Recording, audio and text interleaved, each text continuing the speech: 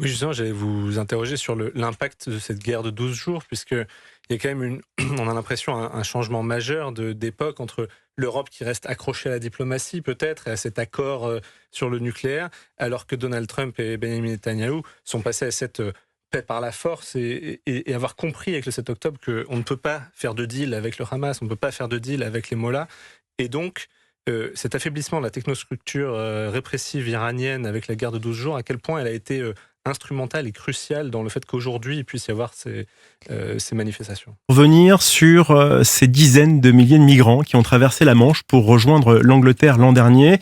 C'est très simple, hein, on parle d'une nette augmentation sur un an, environ 4500 à 5000 tentatives supplémentaires par rapport à l'année précédente. 41 000 personnes ont donc pu traverser la Manche. Ça vous inspire quoi, Florian Gérard Mercier? Est-ce que c'est un puits sans fond, c'est sans fin?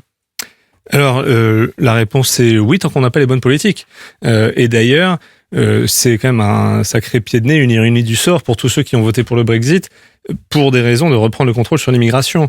C'est-à-dire qu'on n'est pas face à un problème là lié à l'Union européenne, on est vraiment face à un problème lié à avoir des mauvaises politiques publiques. Pourquoi je dis ça? Parce qu'il y a des pays dans le monde qui ont résolu le problème de l'immigration illégale et des traversées en mer, notamment l'Australie, qui a mis en place en l'an 2000, face à des centaines de morts en mer chaque année, quelque chose qui s'appelle la solution du Pacifique, qui correspond en fait à l'interception de tous les bateaux, et donc on les arraisonne et on les amène dans un pays tiers pour que les demandes d'asile soient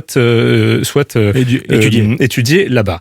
Avec un point très important, c'est que toute personne qui tente une traversée illégale, en fait, perd à tout jamais le droit de pouvoir résider légalement sur le territoire australien. Donc quelque chose d'extrêmement dissuasif, à tel point que du jour au lendemain, il s'est retrouvé avec beaucoup moins de traversées et 0 mort en mer. Cela a duré 4 ans. Les travaillistes, donc la gauche est arrivée au pouvoir en Australie, a suspendu cette politique.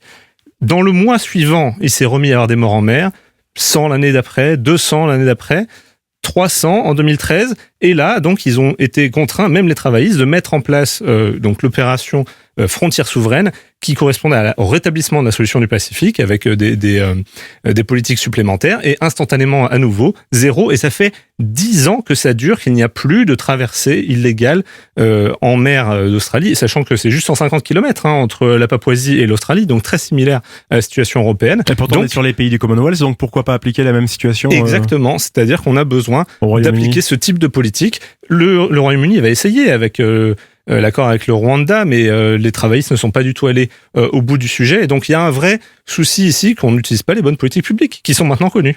J'aimerais vous parler également de ce one in, one out, parmi les mesures qui sont mises en place. En gros, c'est un migrant arrivé illégalement au Royaume-Uni par bateau pour être renvoyé en France. Dans le même temps, Londres s'engage à accepter un migrant actuellement chez nous, sur l'Hexagone, qui souhaite s'installer au Royaume-Uni, mais aussi, il faut dire qu'il justifie de liens familiaux ou personnels avec le pays. Alors, Florian, est-ce que c'est une bonne mesure ou une fausse bonne idée? Oui, alors ça dépend de quel point on se place. Si on se place de la France, du côté de la France, c'est peut-être pas mal, parce qu'au moins on n'a pas des migrants qui s'amassent de plus en plus dans la jungle de Calais, au moins ça serait stabilisé. Mais du point de vue de l'immigration illégale aux États-Unis, l'immigration extra-européenne, c'est évidemment assez ridicule. C'est gérer l'inacceptable d'une certaine manière, et d'autant plus que maintenant, encore une fois, les solutions sont connues. Le Danemark, même plus près de chez nous, qui a mis en place, qui a changé sa manière de prendre le droit d'asile. Les demandes d'asile ont diminué de 90%, il me semble, et c'est y compris, et là ce sont les travaillistes qui sont au pouvoir. En Australie aujourd'hui, c'est une solution qui est parfaitement consensuelle. Travaillistes comme conservateurs sont sur la ligne d'avoir aucune immigration illégale par voie maritime, et ça fonctionne. Ça fait 10 ans qu'il y a 0 entrée et 0 mort en mer. Il y a aussi ce point-là quand même qu'il faut souligner, qu'il y a des personnes qui meurent pas tous les jours, mais en tout cas tous les mois, en mer, dans la Manche, en Méditerranée. Et pourquoi? À cause justement de politiques de gauche qui continuent de dire que, en fait, le droit d'asile, c'est open bar. On parle des mesures qui sont pas encore mises en place, qui devraient peut-être être mises en place, peut-être plus restrictives. Je me mets à la place peut-être des exécutifs, aussi bien français qu'anglo-saxons du Royaume-Uni.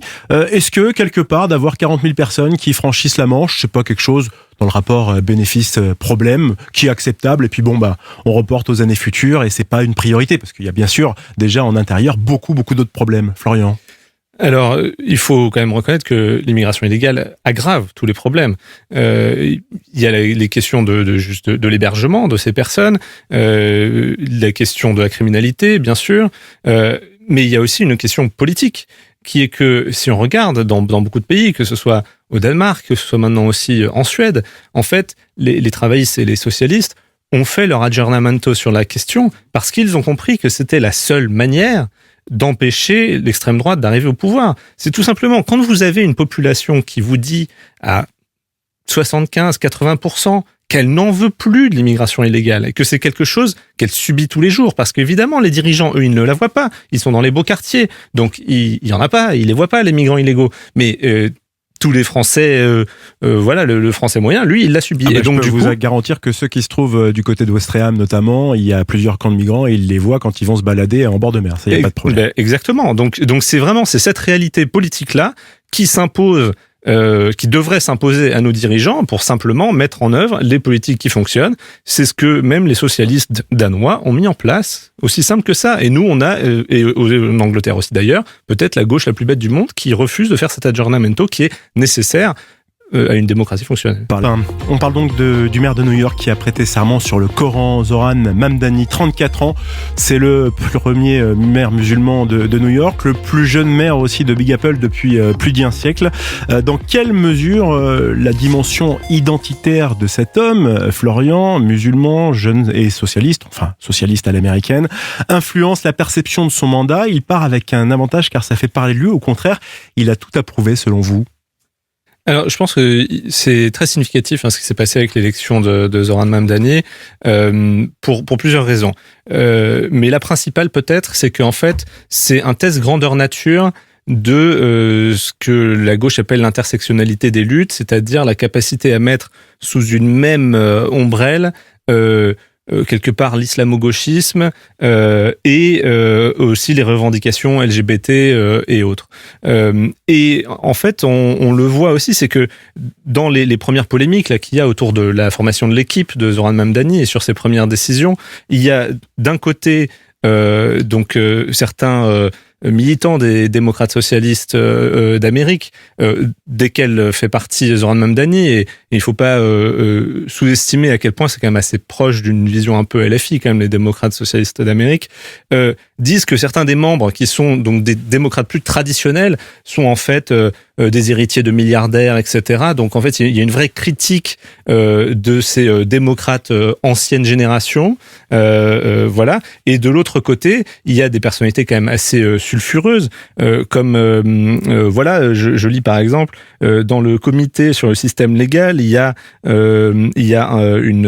un rappeur qui a été condamné à 7 ans de prison, peut-être aussi un point plus important, son conseiller légal, donc quelqu'un quand même d'assez important, monsieur Ramzi Kassem, qui en fait a servi d'avocat pour beaucoup de terroristes, et notamment un terroriste qui avait attaqué un pétrolier français où il y avait eu des morts, etc. Donc vraiment des personnalités assez clivantes, sulfureuses.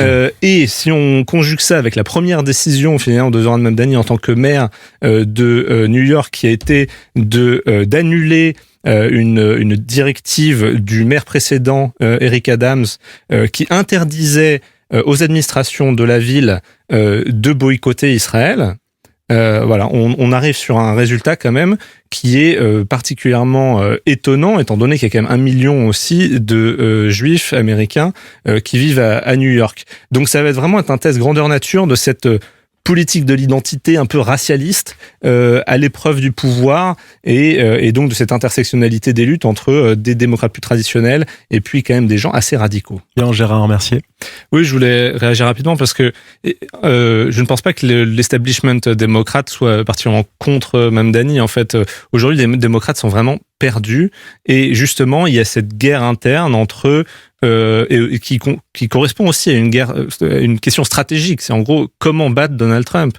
Et est-ce que c'est par la gauche, en étant radicaux, en fait, en faisant un peu du Trumpisme de gauche, qui serait en l'occurrence quelque chose un peu comme Mamdani, ou en restant, en fait, en allant au centre pour essayer de récupérer les indépendants. Et donc là, ce serait la gauche plus traditionnelle. Et donc c'est vrai que là, pour l'instant, c'est pas très clair parce qu'il y a eu des victoires, celle de Mamdani, mais aussi d'autres, comme vous l'avez bien dit, Elliot.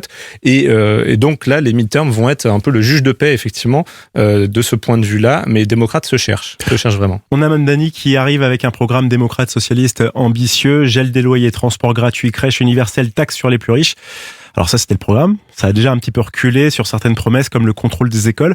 Est-ce que, encore une fois, Elliot, Florian, les promesses vont vite dégonfler ou est-ce que ça peut tenir ? Elle risque en effet de partiellement dégonfler pour une raison assez simple. On en revient aux dissensions internes au Parti démocrate, mais Kathy Hochul, qui est la gouverneure de l'État de New York, qui a à demi-mot soutenu Zoran Mamdani à la fin de sa campagne. En même temps, il a gagné la primaire démocrate, donc au bout d'un moment, il fallait bien admettre quelque chose. Kathy Hochul est celle qui va pouvoir donner à Zoran Mamdani un certain nombre de crédits dont il a besoin pour mener à bien ses promesses. Et elle a déjà indiqué que, en réalité, elle bloquerait un certain nombre des ambitions exprimées par Zoran Mamdani. Donc c'est un peu la question, c'est de voir dans quelle mesure est-ce que véritablement il va réussir à avoir une espèce d'effet de levier pour mener à bien les négociations qu'il aimerait entreprendre. Florian, est-ce que ça peut tenir ou justement ça ne va pas pouvoir tenir ? Alors, si, en fait... Parce qu'en fait, il milite pour moins d'individualisme et plus de collectivisme, c'est ce qu'il défend. Oui, pour le collectivisme, tout à fait. Non, mais il y a donc la question en politique, est-ce qu'il va avoir les crédits pour le faire ? Mais en fait, toutes ces politiques collectivistes, on l'a bien vu avec l'URSS, on le voit de manière générale, à chaque fois qu'on va qu'on essaie de faire fi de la loi de l'offre et de la demande, puisque c'est ça quelque part, c'est-à-dire on va bloquer les loyers, on va faire ceci, on va faire cela. En fait, ça ne peut tenir qu'un temps, puisque il y a un moment où les caisses seront vides. Alors combien de temps ça va prendre, c'est à voir. Sur le fait de reprendre le contrôle aussi sur l'éducation, c'est des choses très significatives, parce qu'il y avait eu des enquêtes récemment, par exemple, qui voyaient que dans certaines écoles publiques, en fait, Israël n'était pas sur les cartes sur les murs des écoles. Il y avait marqué Palestine. Donc c'est un sujet très sensible, vraiment, les écoles publiques aux États-Unis, plus que chez nous, puisque justement les programmes sont un peu plus aux mains des municipalités et des États. Et donc oui, son mandat va être sous contrôle et sous pression, c'est sûr.